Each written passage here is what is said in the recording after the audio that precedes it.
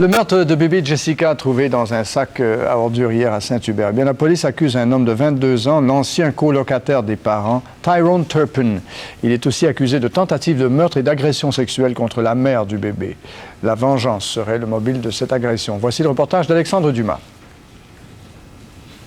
Selon l'enquête policière, le jeune Turpin, qui ne possède aucun casier judiciaire, aurait monté de toutes pièces un scénario cousu de fil blanc, afin de faire croire aux parents de la petite et aux policiers que la mort de la fillette était imputable à un enlèvement suivant une agression dont il aurait été présumément victime avec la mère de la petite dans l'appartement de celle-ci.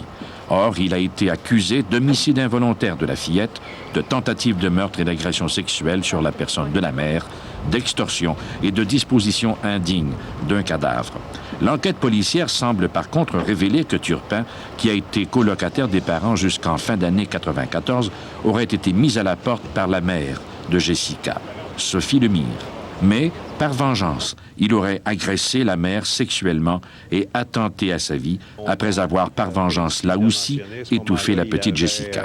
Il s'était emparé des cartes bancaires et puis il s'agissait d'aller vider les comptes pour apaiser ceux qui avaient, soi-disant, enlevé l'enfant. Il va y avoir beaucoup de preuves techniques dans ce dossier-là. Oui. Bon, on parle d'expertise, puis de résultats, puis de prélèvements, soit d'ADN ou quelque chose comme ça.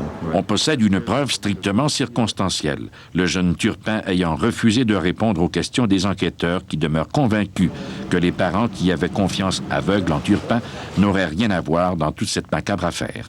Pour des raisons évidentes de sécurité personnelle, l'accusé dans cette triste affaire a demandé aux autorités de la justice de le mettre en protection, en isolement, là où il devrait être incarcéré, parce qu'on sait, comme concluait la Couronne, que ce type de crime n'est pas très populaire dans le milieu carcéral.